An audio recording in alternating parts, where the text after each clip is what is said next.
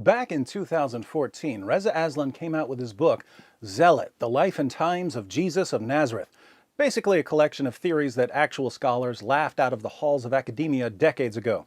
Unfortunately, I keep making the mistake of thinking that if a book is based on an absurd theory, readers will eventually catch on and stop taking it seriously. Since readers continually prove me wrong, welcome to Fact-Checking Reza Aslan. If you're not familiar with Reza, he's a professor of creative writing, although his PhD is in sociology. His doctoral dissertation was titled Global Jihadism as a Transnational Social Movement, a Theoretical Framework. So his doctoral work was on jihad as a social movement. But if you ask Reza why we should trust what he says about Jesus, suddenly his creative writing background kicks in and he creatively rewrites his resume. I am an expert with a PhD in the history of religions. I am a historian. I am a PhD in the history of religions. Yes, and if you'd like to see my PhD in the history of religions, it's hanging on the wall next to my master's degree in liarology from the University of Fantasyland. I should point out, of course, that I don't really care about Reza's scholarly credentials, apart from the fact that he lies about them. I'm concerned with whether he has any clue what he's talking about. Let's find out by reading a single paragraph from Zealot. There are plenty of freakishly bad paragraphs to choose from. I'm going with this particular paragraph because Reza's entire thesis hinges on it and because it demonstrates his utter incompetence. If you haven't read the book, Reza's thesis, in a nutshell, is that Jesus of Nazareth was a violent revolutionary, hell-bent on slaughtering non-Jews, but the Roman Empire crucified him before he could make the streets flow with the blood of the unbelievers. The obvious objection to this thesis is that the New Testament is filled with commands to love everyone and to live in peace with everyone. How could a homicidal maniac like the Jesus of Reza's imagination inspire the claim that God is love? Reza's response is that Christians made up a bunch of verses about peace and love because they didn't want to get killed by the Romans like Jesus did. But conveniently throwing out all these verses leads to a further objection. Some of the New Testament teachings about peace and love are actually taken from the Old Testament. Christians obviously didn't write the Old Testament, so how can Reza explain Old Testament commands like love your neighbor as yourself? This brings us to our paragraph of the day. On pages 121 to 122, Reza writes, "When it came to the heart and soul of the Jewish faith, the law of Moses, Jesus was adamant that his mission was not to abolish the law, but to fulfill it." Matthew 5:17. That law made a clear distinction between relations among Jews and relations between Jews and foreigners. The oft-repeated commandment to love your neighbor as yourself was not Jesus' invention. It comes directly from the Torah and is meant to be applied strictly in the context of internal relations within Israel. The verse in question reads, "You shall not take vengeance or bear a grudge against any of your people, but you shall love your neighbor as yourself." Leviticus 19:18. To the Israelites, as well as to Jesus' community in first century Palestine, neighbor meant one's fellow Jews, whether friend or foe. With regard to the treatment of foreigners and outsiders, oppressors and occupiers, however, the Torah could not be clearer. "You shall drive them out before you. You shall make no covenant with them and their gods. They shall not live in your land." Exodus 23:31-33. How is this paragraph stupid? Let me count the ways. First, Reza cites Matthew chapter 5, verse 17 to show that Jesus came to fulfill Old Testament laws about violently driving non-Jews from the land of Israel. Matthew 5 records a sermon of Jesus, and in verses 7 to 9 of the same chapter, Jesus says, "Blessed are the merciful, for they shall receive mercy. Blessed are the pure in heart, for they shall see God. Blessed are the peacemakers, for they shall be called sons of God." Still later, in the same chapter and the same sermon, verses 43 to 45, Jesus says, "You have heard that it was said, 'You shall love your neighbor and hate your enemy.' But I say to you, love your enemies and pray for those who persecute you, so that you may be sons of your Father who is in heaven.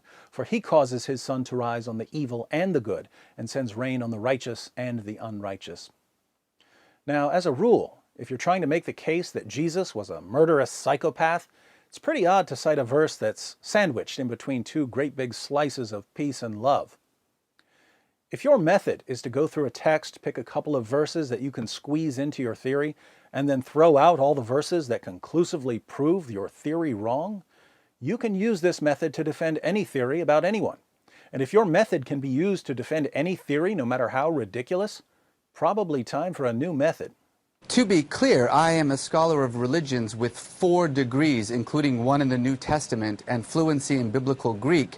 My job as a scholar of religions with a PhD in the subject is to write about religions. Second, Reza quotes Leviticus 19:18, "You shall love your neighbor as yourself," but he claims that in its original context, this only applied to one's fellow Jews, not to foreigners. Your neighbors are only your fellow Jews, so you only love your fellow Jews. You don't love foreigners.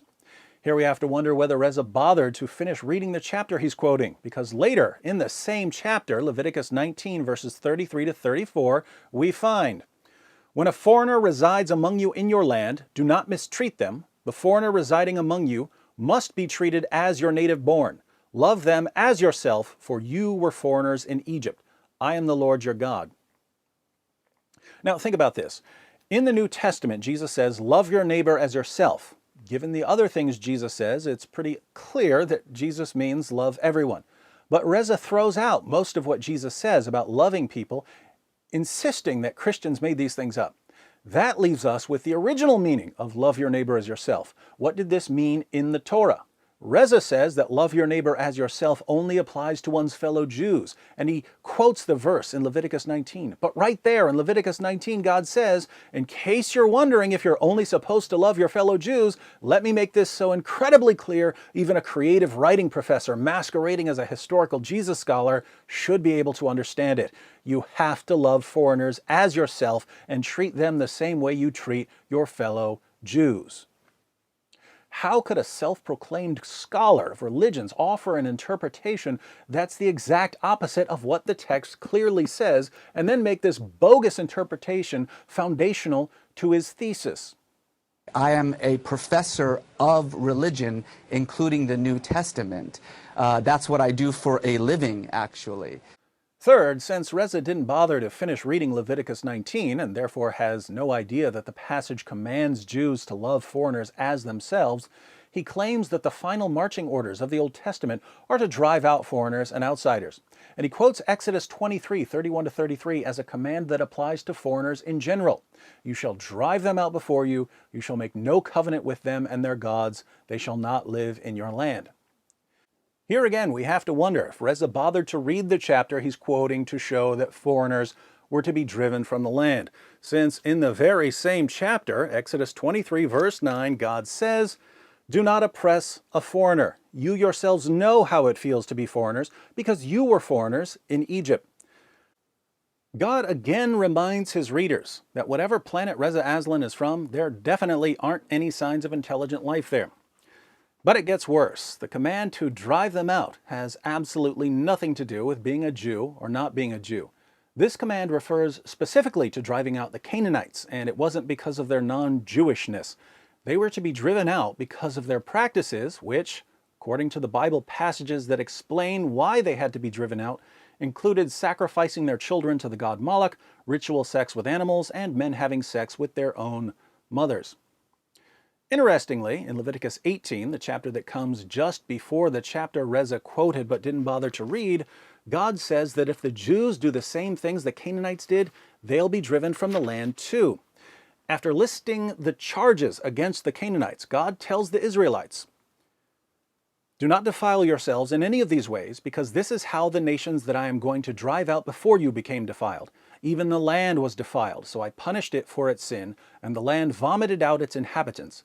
But you must keep my decrees and my laws. The native-born and the foreigners residing among you must not do any of these detestable things, for all these things were done by the people who lived in the land before you, and the land became defiled.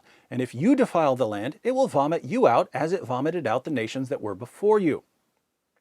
So the Canaanites were to be driven out because of their actions, not because of their ethnicity. God tells the Jews that he will treat them in exactly the same way if they do the same things, and God says that the foreigners living with the Jews have to avoid these things as well.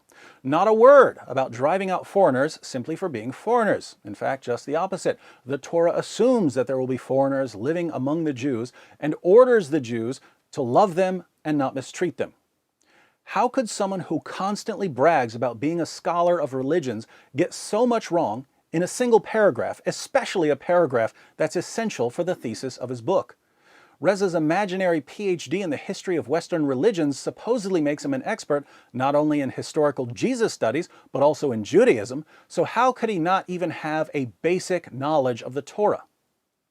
Well, there are only two possibilities here. We'll call this the Reza dilemma. Either Reza is shockingly ignorant. He doesn't know what he's talking about. Research for his book consisted of Google searching for verses that he could use, but didn't extend to, reading whole chapters. Or Reza does know what these passages say. He is the scholar he claims to be, but he's deliberately distorting the passages in order to deceive his gullible readers. So which is it? Is Reza ignorant or deceptive? There's no third possibility here. You can't be both well-informed and honest and make the sort of mistakes Reza makes. Normally, I would be charitable and conclude that a writer is simply ignorant. But Reza is so adamant that he's a scholar. He might be more offended at being called ignorant than it being called deceptive. So now we have to ask, why would a Muslim writer want to portray Jesus as a violent revolutionary obsessed with killing outsiders? Because at the end of the day, the goal of Muslim apologists in the West is to make Muhammad sound more like Jesus and Jesus sound more like Muhammad. There's a massive gulf between Jesus' command to love your enemies and Muhammad's command to fight those who do not believe in Allah. If you can make Jesus sound like a killing machine, Muhammad won't sound so bad by comparison.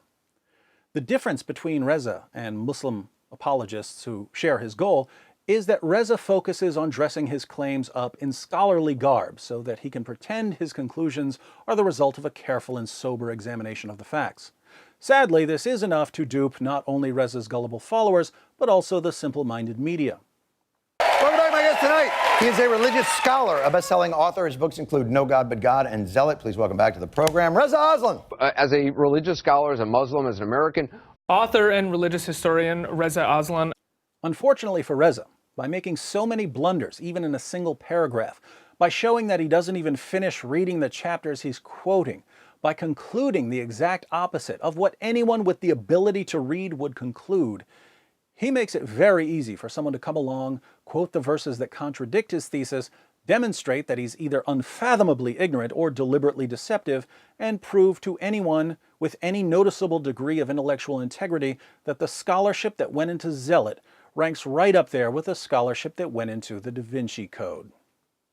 Anyone who thinks that this book is an attack on Christianity has not read it yet.